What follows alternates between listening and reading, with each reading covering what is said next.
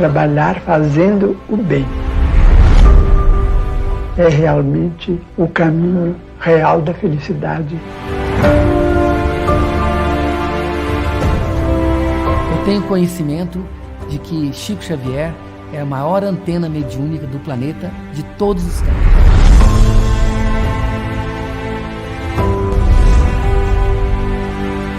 Tem muito ainda dessas grandes mensagens que ele trouxe para a gente compreender.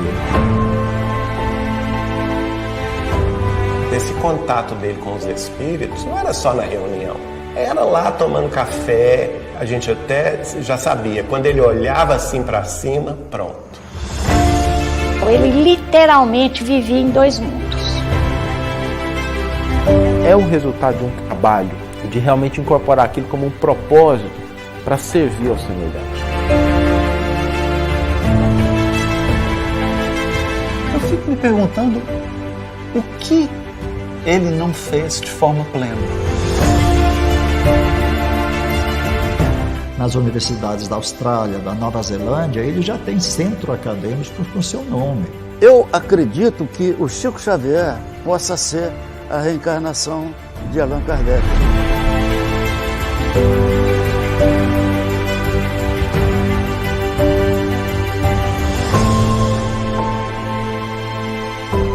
Chico Xavier escrevendo é uma coisa, Chico Xavier vivendo em nós é muito diferente.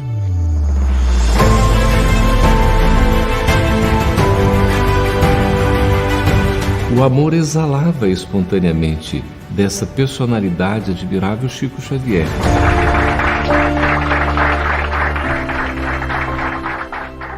Amar sem esperar ser amado e sem aguardar recompensa alguma. Amar sempre.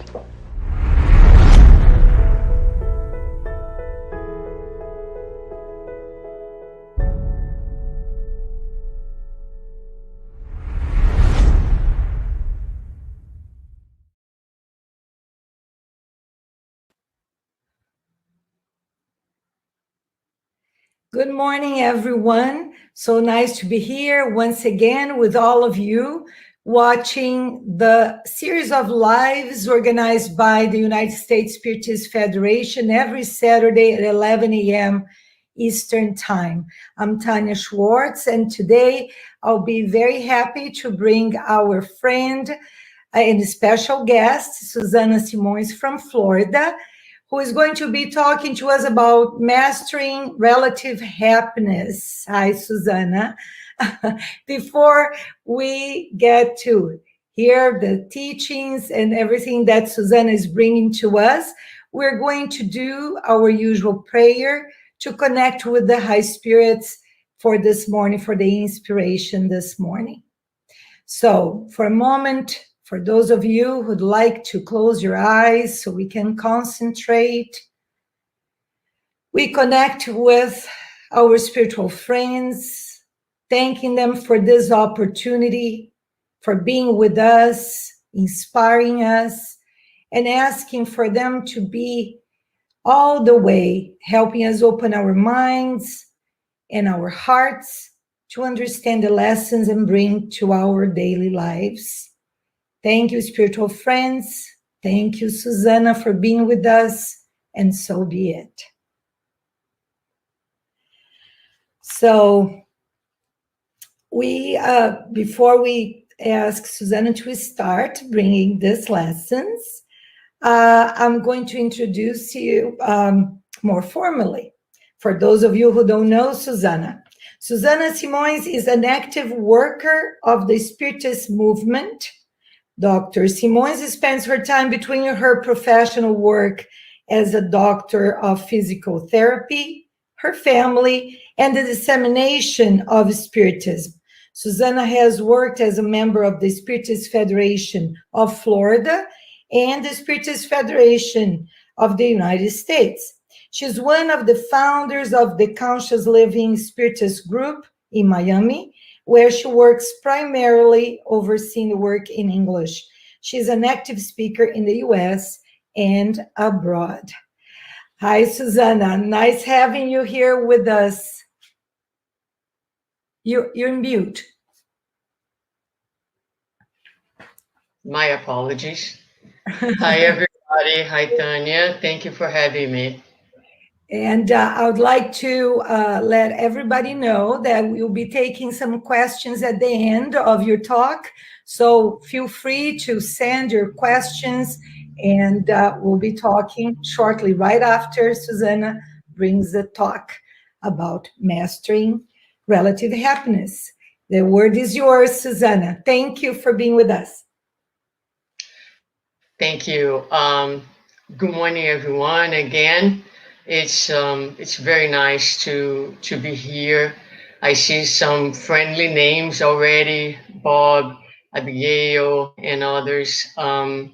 So today we are going to be talking about relative happiness, something that we all pursue, something that we, I think it's a common topic among cultures, among people in all parts of the globe, regardless of where they are, what their background is, what their belief system is. We are humans, and we are all in search of happiness. So we are going to look at today trying to understand first what is not happiness, and then what is happiness, and finally how we can master and achieve the greatest amount of happiness today. We often talk about happiness for the future life, but I'm really quite interested in exploring today the possibility of being happy now in the present moment. And that's hopefully what we'll accomplish by the end of today's talk. I would like to start, and let me just see if I can change. Yes, bringing up some questions, right? What is happiness? So it would be interesting to see, if I could talk to you and if you could answer me right now, right? How do you define happiness? And we probably would notice that we would have some different, maybe some similar answers to this question. But another interesting thing to think about is, do the things that made you happy like 15, 20 years ago are the same things that make you happy today? And if they are not, then, again, what is happiness truly about, right? If you were given like all the resources necessary to be, like, say, very wealthy, right? Where would you put those resources on, right? How would you manage those resources in order to be happy? So those are just some like basic questions to get us warmed up for the talk. And we are going to, before we try to define what is not happiness, we are going to go to the Spirit's book and the Gospel to help us out with some introductory ideas that can set up the tone for our talk today, which is very much a study of the Spirit's book and some questions of the Spirit's book. I think it's important from time to time that we go back to Allan Kardec, which is the basis, which is the codifier of Spiritism. And I feel that sometimes nowadays we are drifting too far away from Kardec. So I made a point of bringing Kardec to this presentation and really basing the presentation on the principles that we find in the Spirit's book and the Gospel according to Spiritism. So when we go to question 920, Kardec is going to ask the spirits if it's possible for human beings to enjoy complete happiness on this earth. And the spirits are going to say that life on earth is given to us as trials and expiations. So let's stop right there and translate that from English to English by saying the answer is no. Complete happiness is not possible, because if we live in a planet of trials and expiations, it is a planet that is equivalent and relative to our level of evolution, of consciousness, of awareness, and understanding of the law, which is minimal at this point, I would say. Therefore, we are going to naturally make many mistakes, many errors, and deal with the consequences of those, which are going to be situations of discomfort, a lot of times of unhappiness, of difficulties, of pain, of suffering. So I think it's really important that we understand that, right? So complete happiness, it's just something, is a fantasy for now. It's not a fantasy for the immortal spirit, but it's a fantasy for us where we stand. So it's important that we set up the conversation by understanding that this is not possible. But the spirits are going to continue by saying it depends on us to mitigate our misfortunes and be as happy as possible. And you see that little number 1 there, because that's the first important tip for our reflection today. So we, although complete happiness is not possible, we have some power in our hands, which is the power to mitigate, to minimize, to decrease our misfortunes, and to be as happy as possible here on earth. Very well, that idea is also found in the Gospel according to Spiritism, chapter 5, item 20. Let's see what the spirits tell Kardec right here. They will say, in general terms, one can affirm that happiness is a utopia, the search for which successive generations have set out without ever being able to reach it. For if a wise individual is a rarity in this world, an absolutely happy one is not any easier to find. So again, sorry, I missed that. Could you say it again, please? I'm sorry, my phone's talking. So it is the same idea. So basically telling us that this idea of complete happiness is really not suitable for the planet and the circumstances that we live in. Very well. On question 921, the spirits are going to tell to Kardec that completely happiness is not possible. Kardec is going to ask the spirits, completely happiness is not possible. Okay, I get it. But meanwhile, is it possible for anyone to enjoy a relative happiness? And I put just the first sentence of the answer that the spirits gave to Kardec. They're going to say, most of the time they are artisan of their own unhappiness. So tip number 2, people. Tip number 1, we have the power to mitigate our own suffering. Tip number 2, we are the artisans. We are the ones who are, for most part, producing our own unhappiness right here and right now. Spiritists love to take the Spiritist philosophy and sometimes kind of twist it on their favor, or so they like to say things, for example, well, that was probably something that comes from an error or a mistake done in the past that I am expiating right now, for example. The spirits will argue with that, and they will tell us that the majority of the sufferings and the struggles that we deal in the present moment are being created by us in the present moment. So let's look at what the gospel says in regards to that. Source of earthly misfortunes. Humans are, in the majority of the cases, the artisans of their own misfortunes. Same idea. And what are misfortunes? Misfortunes are a natural consequence of the character and behavior of those who bear them.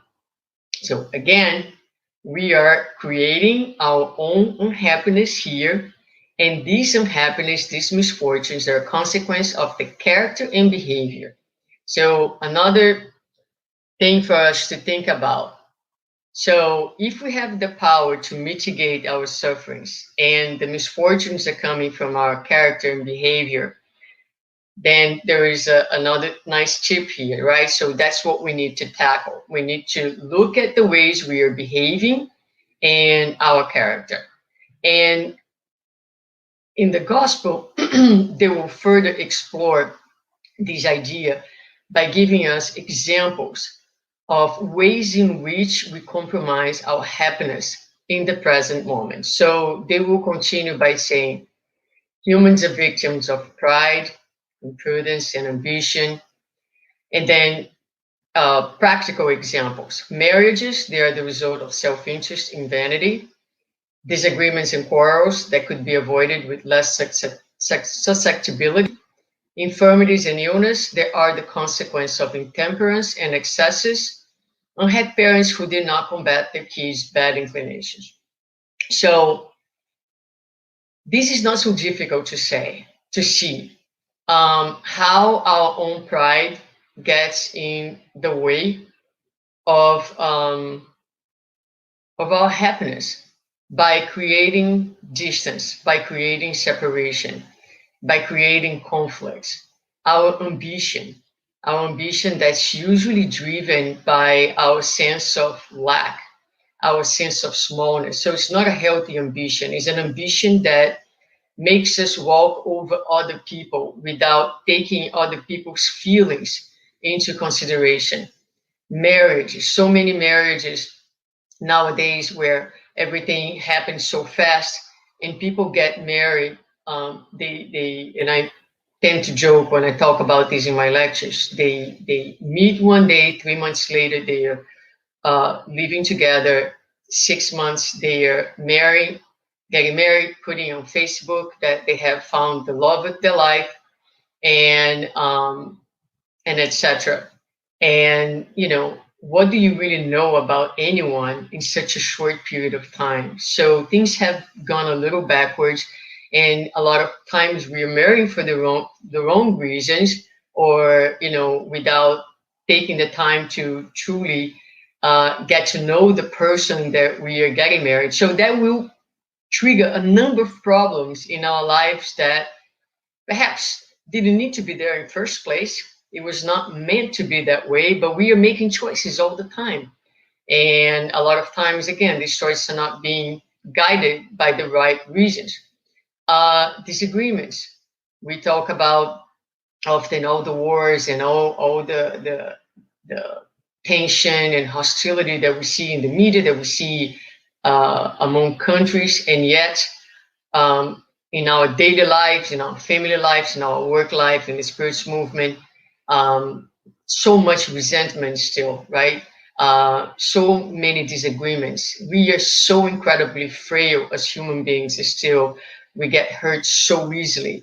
So this is a great, great source of pain that we are creating as a result of our inability to relate with one another. For instance, infirmities, illnesses, so much that we suffer, that nowadays science has educated us. We have the resources to understand all the good things about how to care, for instance, for our body and for ourselves.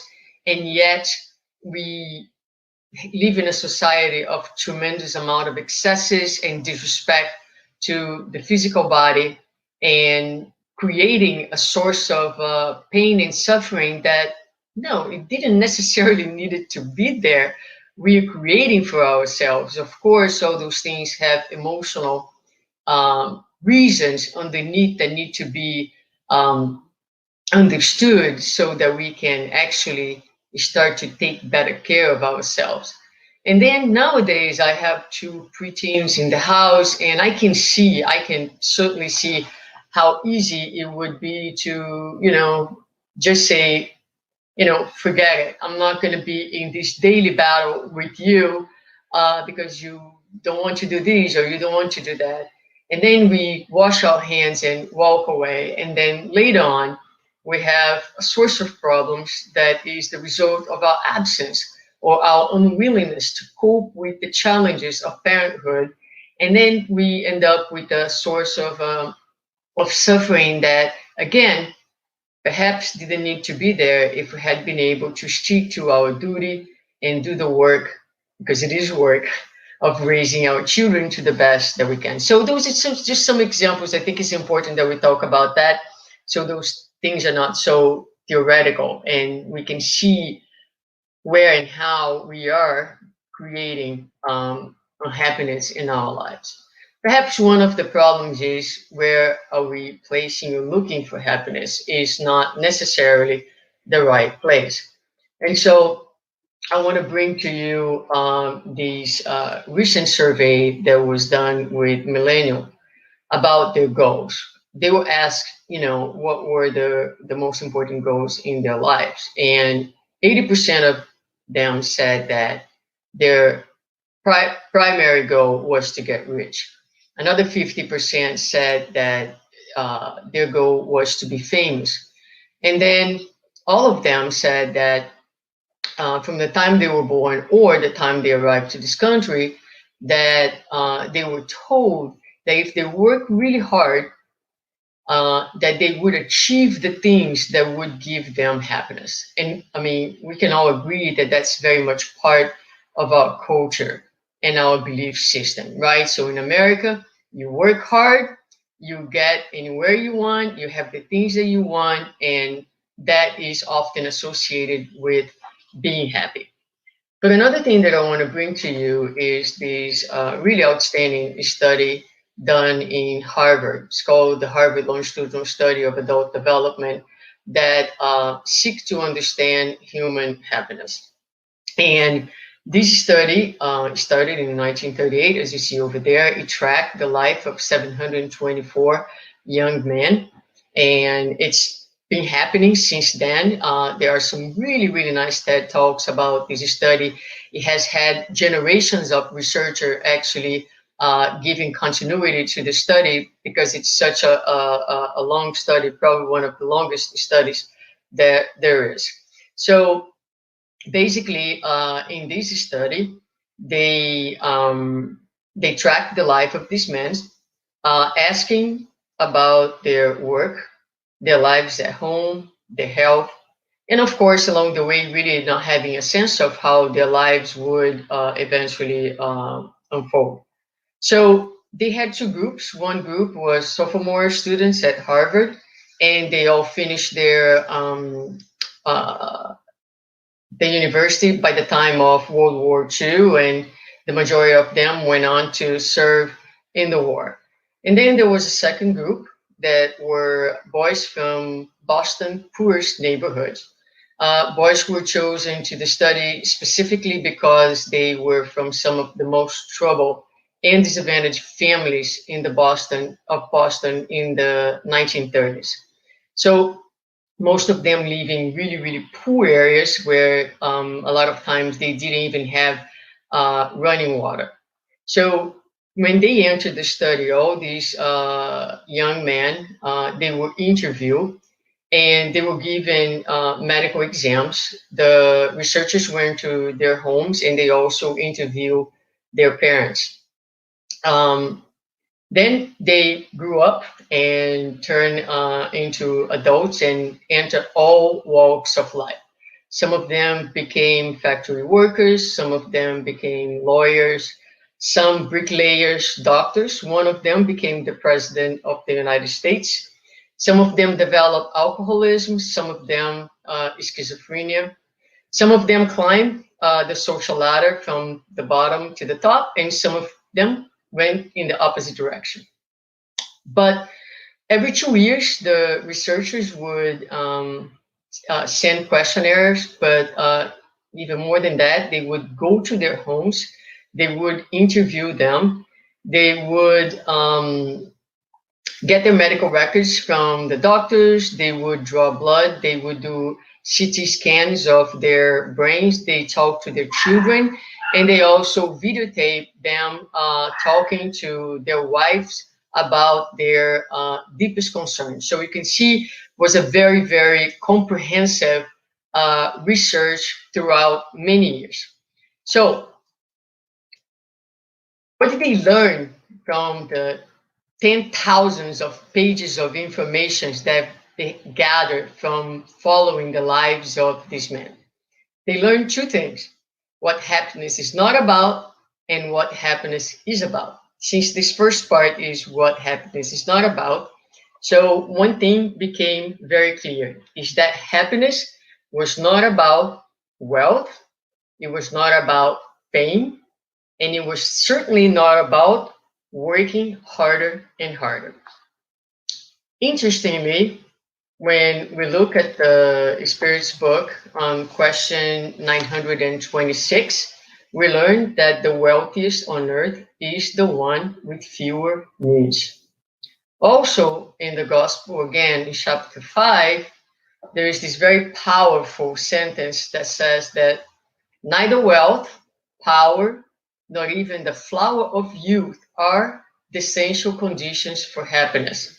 I would say more, not even the combining of these three much desired conditions are capable of producing happiness.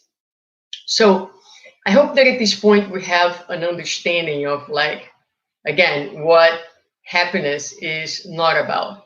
Happiness cannot be placed outside of us. Happiness cannot be placed on the material, because the material is here one day and it's not going to be here the next day, not necessarily, right? No one is arguing that material means and wealth does not bring comfort to life. That would be silly. But comfort and happiness are different concepts altogether. And we know very well a lot of people who have a lot of resources and yet they don't have a happy life. And we know also, on the other hand, people who have very little, perhaps much less than all of us who are listening to this talk, and yet they are able to experience joy and happiness more than perhaps us. So what is happiness truly about? I would like to close this first part by bringing just a little story about Socrates, that he was walking on the street of Athens looking at some things that were on sale at a market on the street. And a merchant approached him and asked him, "Sir, what do you wish to buy?" And his answer was, "I'm only observing how many things are there that I do not need to be happy." Honestly, after I heard about this little story, I started like questioning my own self and the things that I buy, and for many reasons. But do I really need this to be happy, right? So it's just so nice to observe how many things are there that I do not need to be happy. So it's a proposal of like a small exercise for all of us to do. Very well.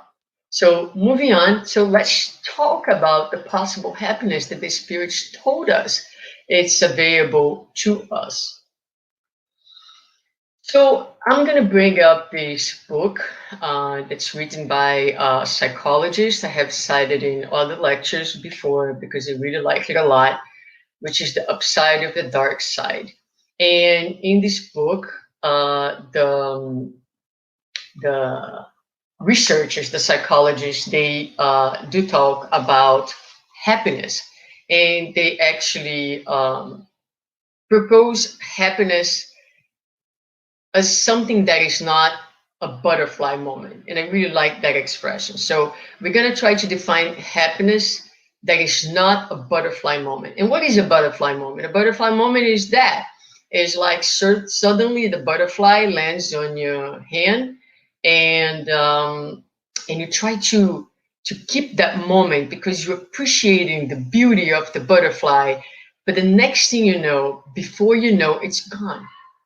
And that is a lot of times the happiness that we experience. It's very much fleeting. It's there one moment and the next moment is gone.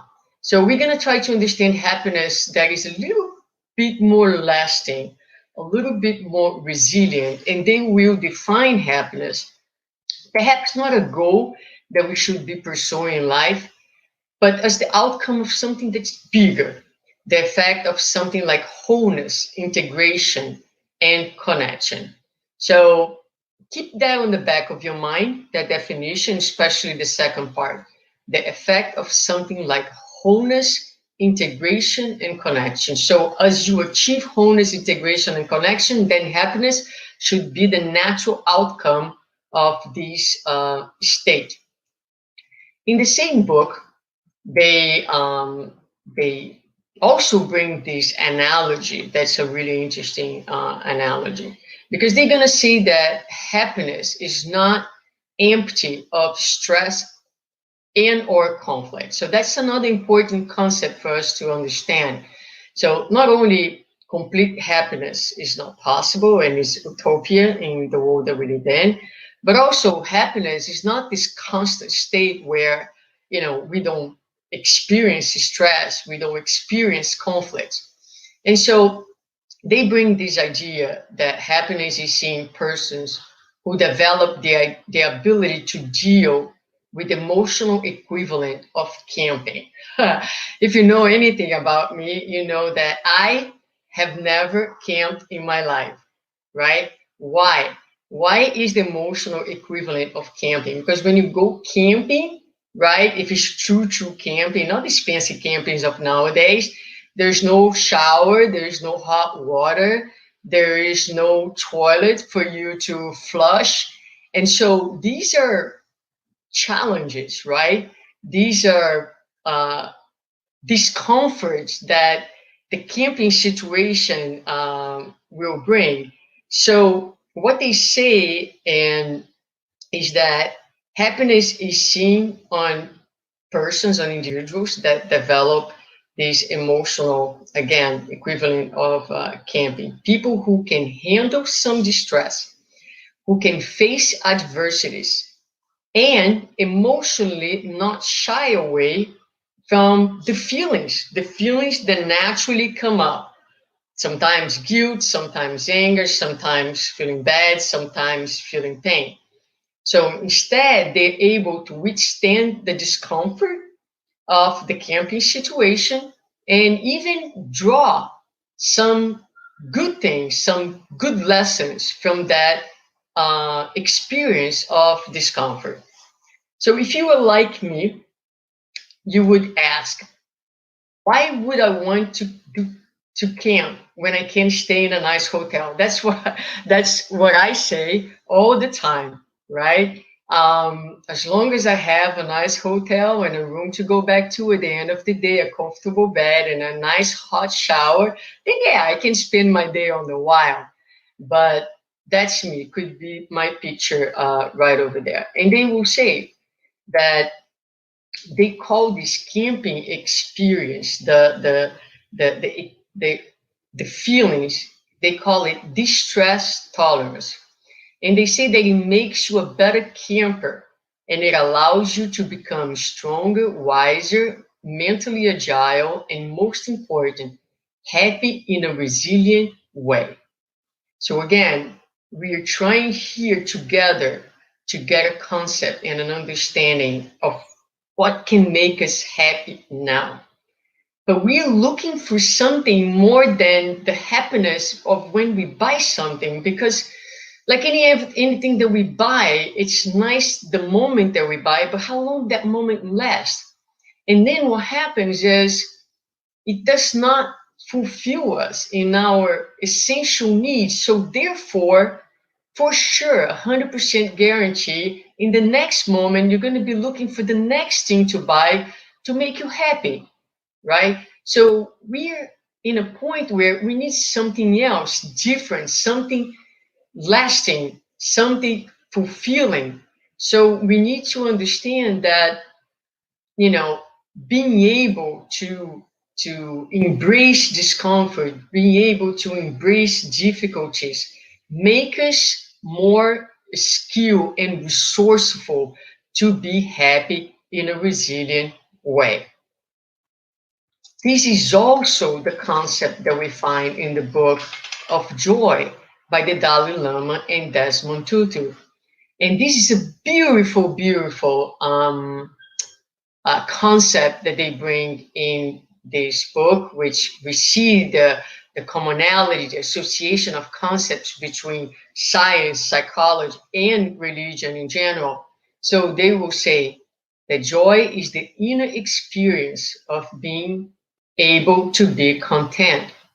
It's a permanent trait, a way of being that does not eliminate the frustrations of life, that does not avoid painful tears, but allow us to cry more easily and to smile more easily as well.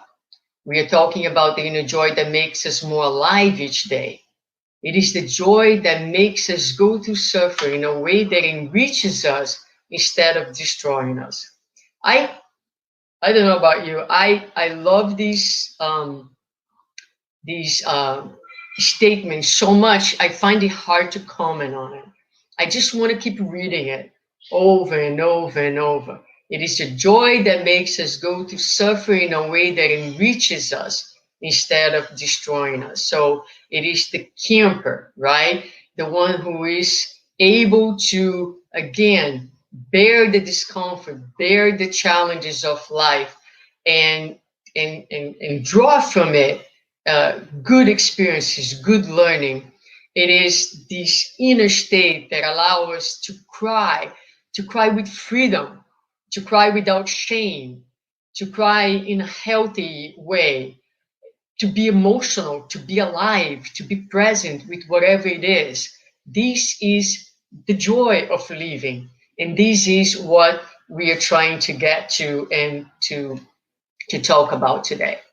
Now, researchers of emotions have associated happiness, joy to a number of different feelings. And that's kind of similar to love. So we can think of joy, happiness as contentment, as excitement. When you get something really nice, you're very excited about an opportunity. You also feel happy when you're relieved. Like, for example, you're waiting for the result of a test, a diagnostic test, and you get that result, and the result is negative, for example, you feel relief, you feel joy. So it can be related to that. It can be wonder, it can be exaltation. I put a few, there were more feelings and more experiences of joy. When you accomplish something that you have worked so hard and you are, thrilled, right, for that accomplishment, bliss. And then there's these three experiences that have been the ones more closely related to a lasting type of joy. And they are gratitude, and to rejoice, and spiritual radiance. So let's look at them individually. So gratitude embraces all circumstances of life. So gratitude speaks about our relation to life. It is being grateful for every single aspect of life. It speaks about how we relate to life. Anything and everything that life brings on, you embrace, you take in, you recognize the value of that experience. There is no labeling of good or bad. There is only gratitude. So it's a relation to life, and it speaks deeply about your relation to God. When you rejoice, is the ability to rejoice at the happiness that you experienced, but also equally the happiness of others, which can be sometimes challenging for us. And so, again, the experience of feeling deeply, deeply content, not only with your own experience, but the happiness being felt elsewhere. Why is it so difficult for us? Because more often than not, we envy someone else's happiness, especially if it's in an area that we do not experience the same, does not have the same experience. And then we have spiritual radiance, which is defined as serene joy, born from deep well-being and benevolence. We know that benevolence is this state of being able to move in life, understanding that the purpose of life is service. And so the purpose of life is to put love in movement, which is the definition of charity, right? So there is happiness in benevolence.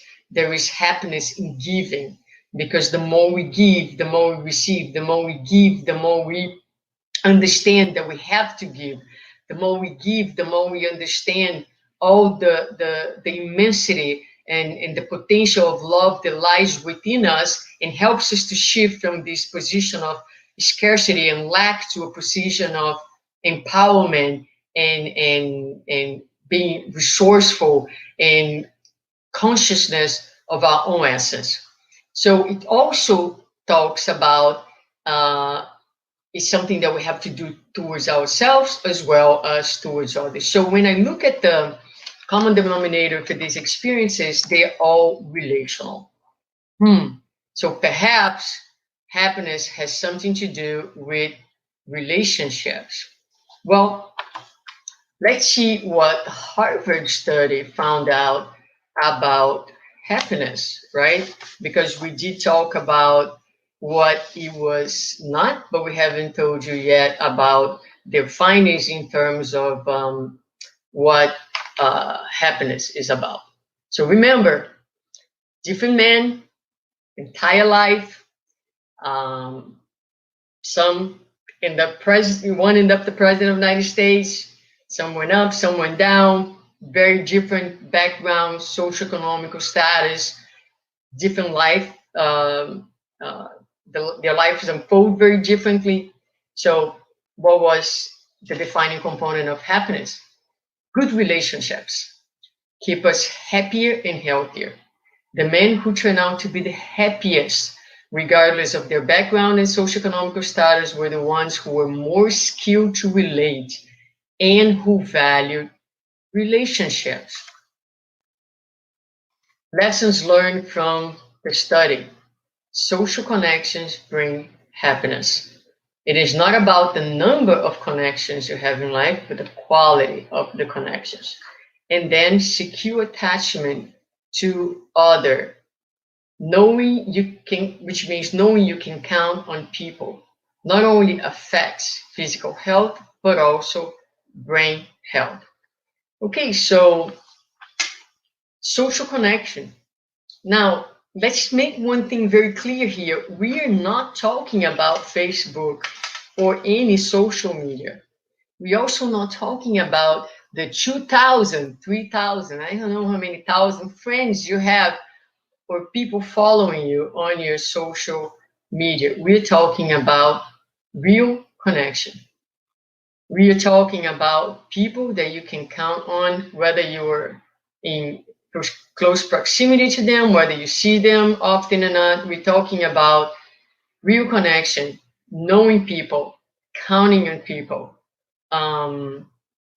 relating to people. So this is what guarantees, this is the greatest source and the lasting source of happiness for us. And then makes us think. And I think each one needs to ask this question: how is the quality of you relating these days? Do people have a lot of things to complain about you, right? How is your network of friends? Not 100 friends. Do you have a group of people that you can count on? People, they're close to you. And friendship is also a concept that it's relative. It's because some friends are very, very close friends, but there are friends that are not like on the day-to-day with you, but people that you have true affinity, you care truly about. You know that although they're not there next to you every day, you can count on them if you need them, right? So, but I think it's important for us to look at the quality of our relationships. How are we relating to our close friends? How are we relating to the world?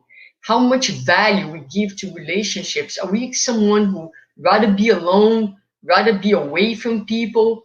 Are we thinking that people are too crazy, too bad, too evil, not worth it of our presence? right? So those are questions that are important for us to ask. And we'll get to our last piece right now.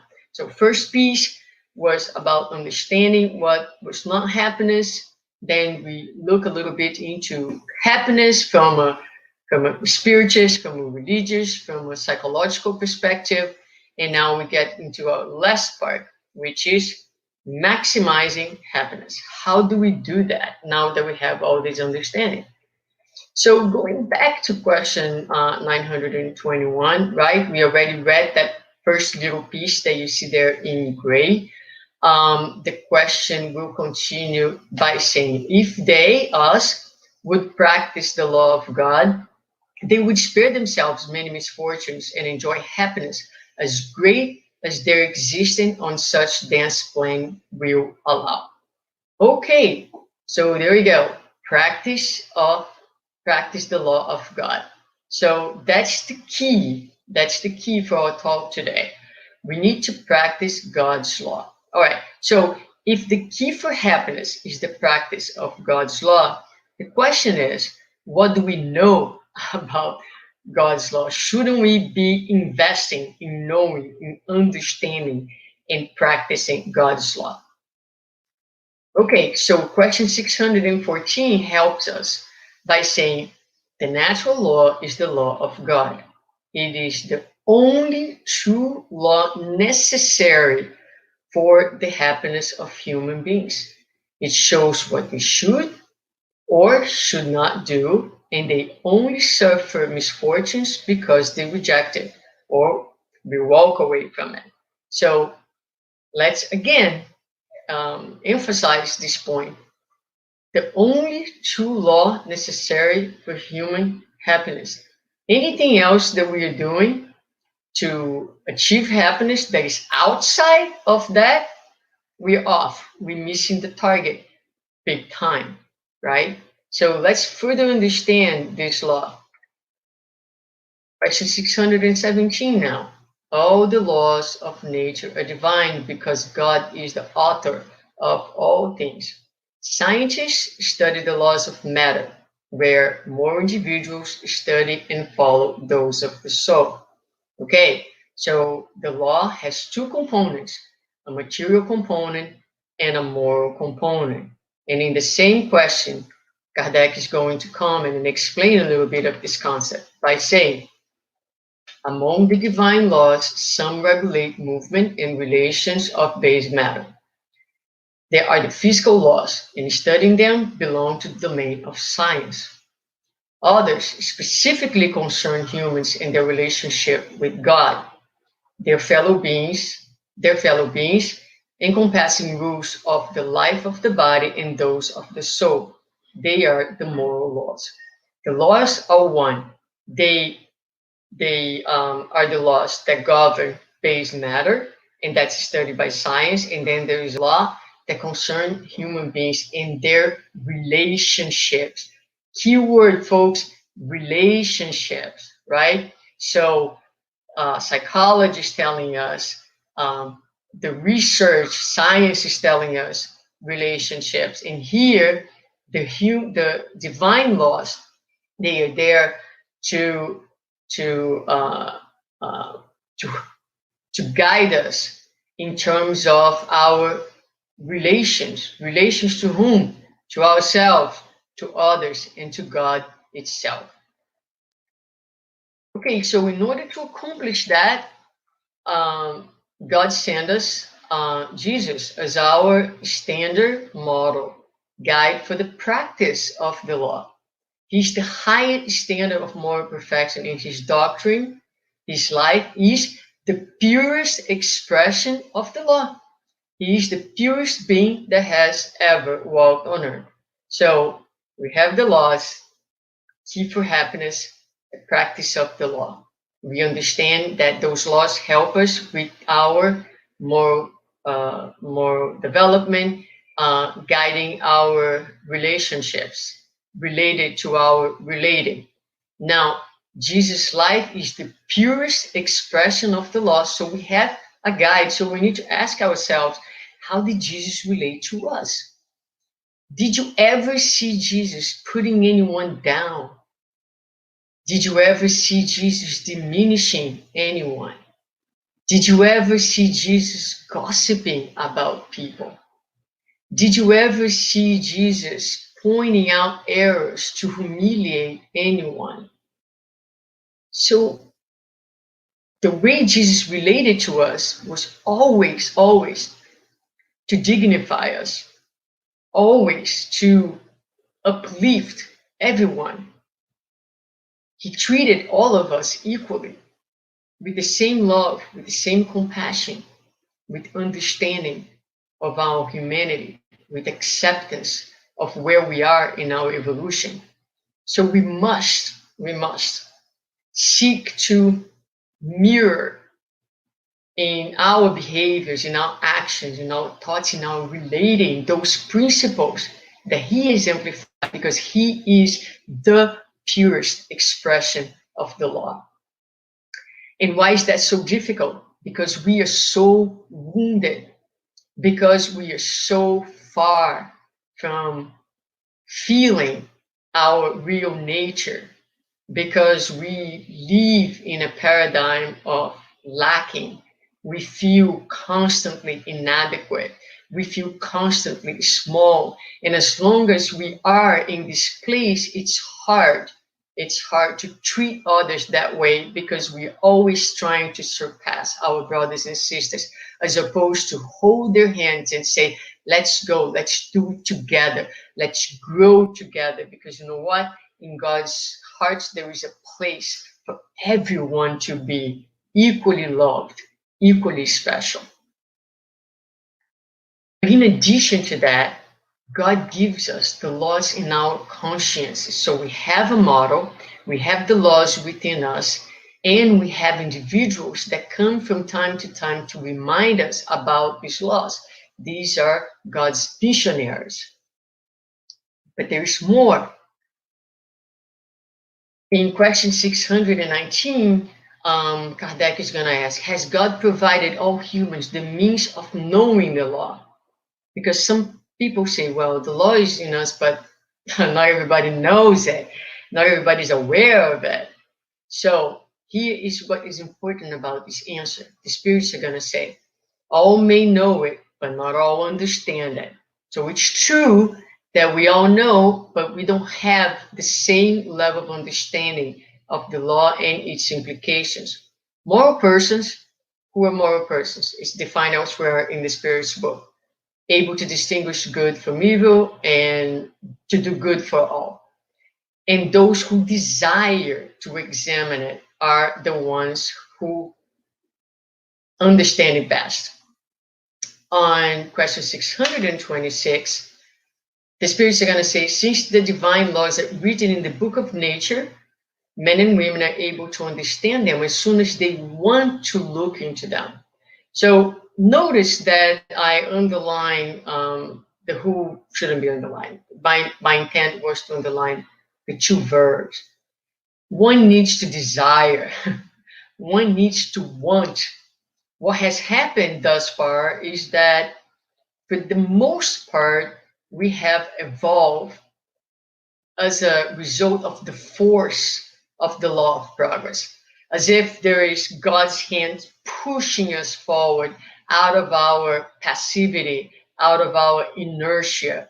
And that is what has brought upon humanity so much suffering and so much trouble, because we have been passive learners.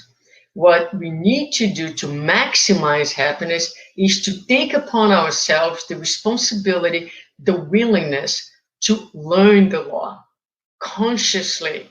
We need to be checking our actions, our thoughts, our feelings every day, in every relationship, in every circumstance, to understand what we're doing right and where are we failing. And more importantly, why are we failing in our quest to abide to the law? This needs to be a new awareness. This needs to be an active intent of every single day and every single moment of our lives, if we want to experience more happiness, the relative happiness available to us today and now. And in question 631, do humans have the means within them to distinguish good from evil? Yes, when they believe in God and they desire to know God, who has given them intelligence to discern one from the other. Again, sometimes we read those questions a little too quickly, or, when we're just doing kind of a reading, we're not necessarily able, different than when we're studying, to put those things together and find like these nuances, or perhaps they're not so much nuances. Perhaps for some it's quite obvious how in all the answers the spirits are highlighting necessity of us being active participants of the process. I'm going to end with this statement by Joana de Angelis in the introduction of the book Existential Conflicts, and a very quick story. Happiness in the world is possible once the desire to obtain it has been developed, and the spirit becomes proactive in disentangling it from the past and building new achievements. No one was put on earth only to suffer, but rather to create the conditions to real health and plentiful joy. Much of the suffering we experience has to do with our passivity and the lack of priority given to a type of living that relates with what is truly essential in our lives. So, if you want to summarize this in a very nice way, what I've been trying to say, right? So, we have to actively desire to obtain. We have to, again, bring this new awareness to our lives.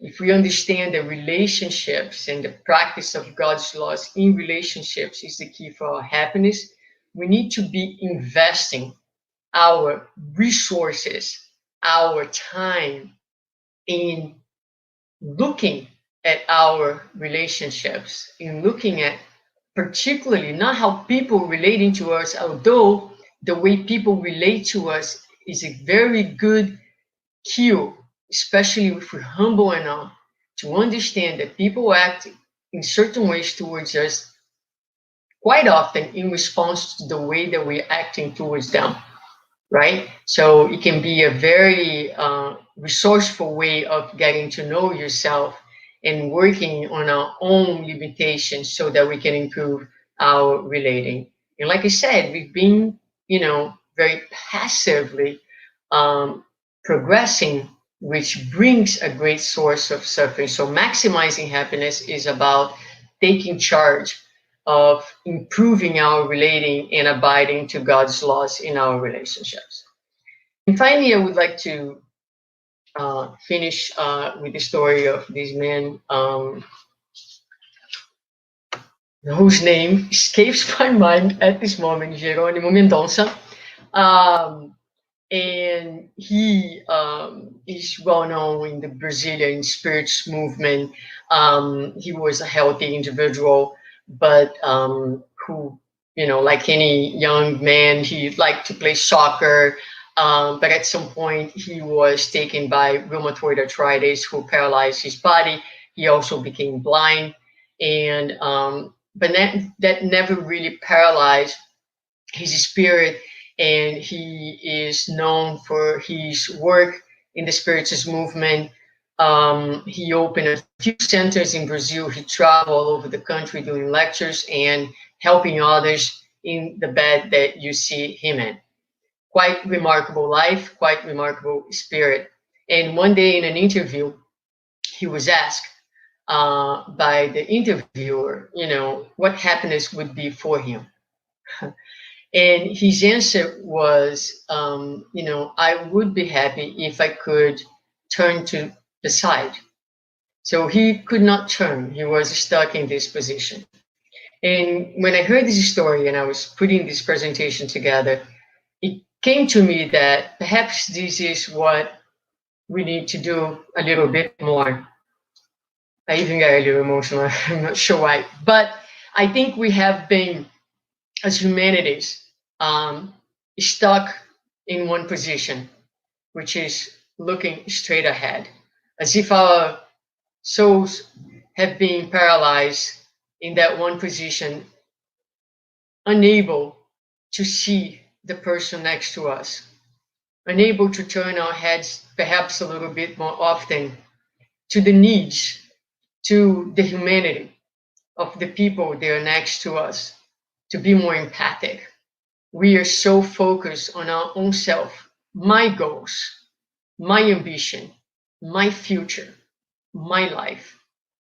In that way, we keep going forward, alienating the people who are next to us, unable to truly see them for who they are, unable to truly understand their pain, understand where they come from, where they are in their lives, in their struggles. We become so oblivious to even the people who are the closest to us. And perhaps the moment that we live today is a moment that's calling us to regain some movement and turn our heads and look to the person next to us, to leave these emotional, spiritual paralysis that we have been in and be able to see more people, to reach out to more people, to relate to more people, to expand our world. Because outside of love, there is no salvation. Outside of relating, there is no salvation. Thus, the law of society. We're not going to be able to do it alone.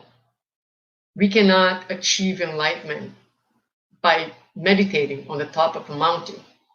We need to open our hearts to people, to humanity. Our lives need to be about building a spiritual family. Our lives need to be about expanding the boundaries of our heart to embrace more and more people, to include more and more people. Not only the people who think like us, but the people who also think differently than us. We need to expand our paradigms of relating. We need to finally say to Jesus, yes, yes, I will try every day. I am committed every day to love my enemies, which means to have a space in my heart to recognize that although we have difficulties, they are just like me, a very, very special child of God. And we have, if we want to be happy, we have to end our quarrels. We have to make peace with our enemies while we are on the way, especially if we want to be happy today. So this, my friends, is today's message. I hope that you can take home these concepts, this invitation, this challenge. Why not, right? And of course, it's not going to be perfect. And I don't think that neither Jesus or God expect from us perfection. But I do think that they expect from us commitment. I do think that they expect from us renewed commitment each day, and the commitment to value others, and the commitment to move forward, expanding each day more and more our spiritual family. Thank you. Thank you, Suzana. Wow. What a message. What an important message, especially nowadays, what everybody's going through, and how to find the happiness in every moment. I love it. Love everything that was brought to us. Thank you so much. Let's see if we have any questions after all this made us even really emotional, because it is applying Spiritist messages and all in our lives, that's for sure. So let's see. Do you believe the amount of sadness and despair seen in the world today are based in the misconception of happiness itself? I would say yes and no. I would say I don't think the amount of sadness has to be with the misconception of happiness. I think there's plenty of reason for us to be sad. You know, it would be too cold and too detached if we didn't feel sad with you know, let's take one example, the death of our loved ones, right? It is the dying process for us in our stage of evolution, and it's answered by the spirits in the fourth part of the spirits book, that this is a real source of suffering for us on this planet. So the spirits are telling us that, given our condition, the physical separation is a real source of sadness, of suffering. So we have reasons to be sad, yes, but we don't have reasons to be desperate. So I think that in that sense, yes, there misunderstanding where happiness lies, but also misunderstanding what life is truly about, the essence of our of who we are and what our life is about. That causes and brings a level of suffering that you know, with the right mindset, it can be avoided. Too, yeah, makes lots of sense. Is it possible to define complete happiness? That's from Professor Gilbert Soares. Yes, yes, it is possible. Complete happiness is the presence of the kingdom of heaven within us, proposed by Jesus. And I recommend going to the Spirit's book, the Gospel, where they talk about the scale of the spirits, and you're going to look at the pure spirits, right?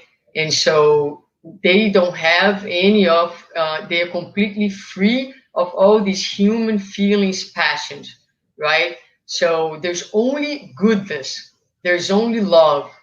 And so that is what completely happiness is about, is when you are fully aligned with God's laws, when you are fully aligned with your essence of a child of God and immortal being, and you know, you're free of you no longer need to incarnate, because you don't need experience this type of experiences to evolve anymore. We continue to evolve forever, but you know, without any presence of suffering. So yes, but I think the explanation that you find in the gospel, when you read the characteristics of the pure spirits, even when you go to like the regeneration world, and you read that, you're like, wow, my goodness, I want to be in this world, because there's no jealousy, there is no, like, you know, like some worlds, you know, the physical body no longer undergoes like the physical painful deterioration with the level of illnesses that we experience in this realm, because they are still equivalent and relative to the level of our moral development and consciousness. So just that, just imagine that. Just imagine living in a body that does not undergo this. It dies, because its matter dies, but doesn't undergo these painful and processes that we experience here. That would be such an incredible happiness, right? And so in the gospel, you can read, like, you know, what each one of these worlds look like and what the characteristics would be. But in general, just imagine the kingdom of God within you, right? All love, no harm ever done, and complete alignment with God's laws. Thank you. Yeah. Do you feel someone can find gratefulness in life even when they don't accept the existence of spirituality? I think so. I think so. I think that let me think for a second. There are people who they claim not to be spiritual per se, but they are without knowing. You know, perhaps they don't like believe in God per se, or spirits or anything like that, but they are deeply tuned with goodness, and you know, and they are able to appreciate life in ways in which again they appreciate, they're able to recognize that even in the difficulties they're able to take good things out of it, that the difficulties contribute to who they have become and to who they are in the present moment. And so sometimes people just have a look at life that they embrace some of these important characteristics. Their life is already full of meaning and meaningful actions and useful in ways that, you know, they can experience this level of gratitude. And they may not say, I don't believe in anything, but who knows what experience have they had in the past. We all have reincarnated, we all have died and are born again. So maybe some of those experiences are in the background or buried deep in their unconscious, but they're not dead, they're there. And, you know, perhaps are underlying the way they see the world right now, and especially the way they feel the world and they relate to life. I think I would need to think further about this question, I confess. That's my best in this moment. Well, I think we're so used to labels, right? I mean, you are spiritual if you believe in so and so, right? But some people just, that, like you said, they bring already with them, right? That sense already of the spirituality without using the words. They are there, and they're able to find that joy, that gratitude, even without saying, but the way they live. That's a good point. Let's see, we still have some more time for questions. Do you believe the amount of sadness? Oh, that we read that already. We read that one already. Let's see next. What's the source of happiness in the spiritual world? Good relationships. The spiritual world is not different than the material world, right? Actually, what we have here is a poor copy of, you know, what the life, I mean, life is about connection. It's about relating. So what makes the good spirits happy is that they relate to humanity. You know, it's all love in all relationships. They don't get hurt. So imagine if Jesus would get hurt because we crucify him, right? So he didn't get hurt. He doesn't need to forgive us. He was never hurt in first place.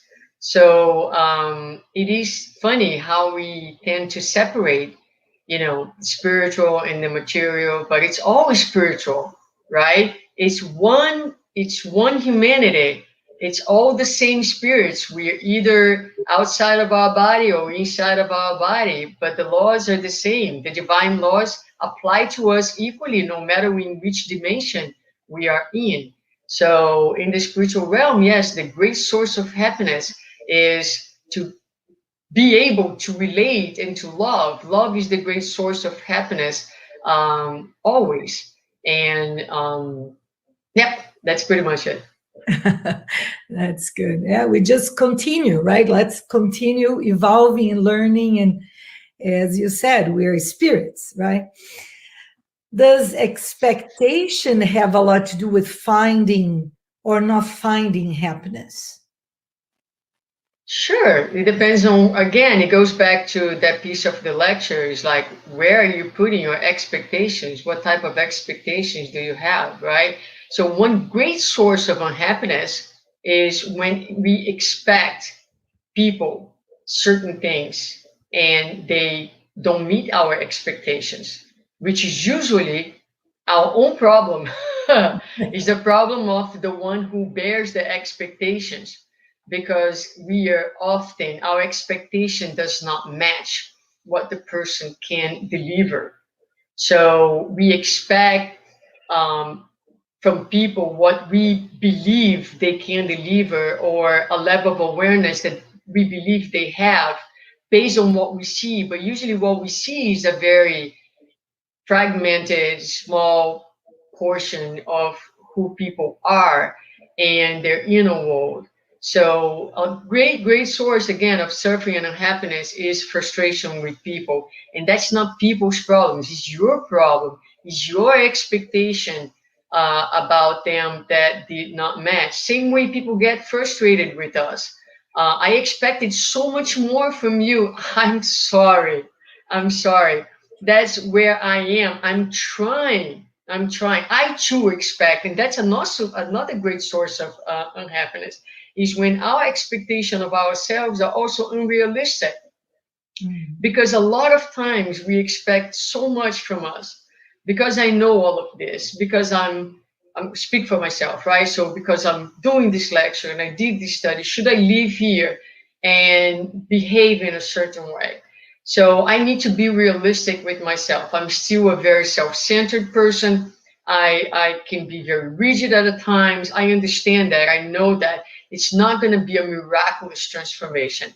But like I said in the presentation, I am, and this I can say, I am committed every single day to have a better relationship with myself and with others. And I keep working on that. So every single little step, when you set your expectations at the right place, take into consideration your potential, but also your humanity, then you appreciate every single gain that you make. And you are able to forgive yourself for your mistakes, right? And you're able to recoup and to move forward.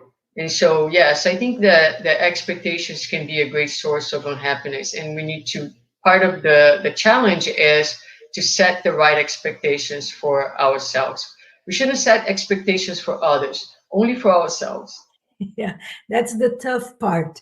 And also the expectation that we have about happiness, right? I mean, if we set the wrong expectations about what happiness really is, we'll never achieve. Like you said, we're going to try the wrong target. We'll never get there.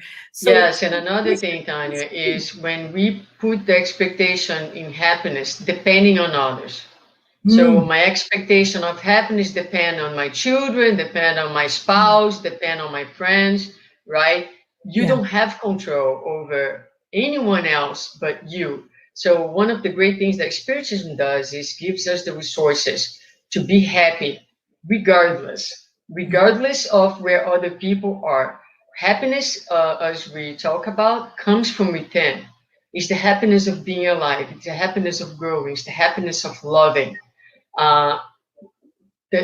We must be our primary source of happiness. We cannot put our happiness in the hands of others, because we're definitely setting ourselves for failure. Yeah, and this is a very bad habit. We hear all the time, like you said, including ourselves. Let's pay attention what our expectations are. We cannot depend on others, and we also think others we give that power to others sometimes, and nobody has it but ourselves, which we feel very empowered on that, and a lot of responsibility too. We have time for one more question. If the laws are in our consciences, does that mean nobody has excuses not to know how to look for happiness in the right place? That's a very tough question. Yeah, there are excuses. We always find them, right? We always find them. No, and it's not an excuse, but it's an understanding that it's a process, right? So like the spirits mentioned to Kardec, the law is in our conscience. So instinctively, intuitively, we kind of know that something's not right, something, But the understanding of the law is progressive. We understood God's laws in a certain way when we live in the caves, and we understand God's laws better today. Now, those laws have always been in our conscience from the moment we became humans and acquire intelligence. But we can see that our understanding of the law today is much different than it was, so many years ago. Thus, the improvement in the human laws that gradually reflect more and more our divine awareness of, for example, equality and justice and things like that. So it's not necessarily an excuse, but it's gradual. I mean, as we grow, as we learn, as we better understand the law, we're also going to be able to make better choice for ourselves. Mm-hmm. Thank you. That very good points. Really, we have a lot of food for thought, a lot of material there that makes us really, like we said, empowered, at the same time taking the responsibility in our hands. So it was a great talk, great points. Thank you so much, Suzana, to bring that to us today. You're very welcome. Well, hopefully we are going to get you here back sometime soon. Let's see. Yeah, sure, of course, I'm glad. Okay, thank you. And thank you everyone who watched this live and those who have been following our Saturday series of lives every Saturday at 11 a.m. Don't miss next week, May 1st, Julio Carvalho from New Jersey is going to be speaking about the source of happiness and unhappiness in the spiritual plane. So we continue talking about happiness, right? So there is definitely a very key topic for all of us. Another very important announcement is that our annual National Spiritist Symposium is coming up on June 5th and 6th. Suzana will be there with us, don't miss. We are going to be having both days at the same hours from 2 p.m. to 5:30 p.m. Eastern Time. And this year, once again, it will be virtual, a virtual event. The theme of the symposium is Mediums and Mediumship in celebration of the 106th anniversary, 60th anniversary of the Mediums book. So there'll be talks, roundtable discussions, Q&A, a special youth panel, and the youth will be discussing different aspects of mediumship, but also all of us will be doing that. And last year, we had the public asking, they liked the session, Spiritism Ask Me Anything. So we're having that again this year. So don't miss, save the date, June 5th and 6th, starting at 2 p.m. Eastern Time. Hope to see you next week. Thanks again, and stay with us every week at this time. Bye-bye. Bye.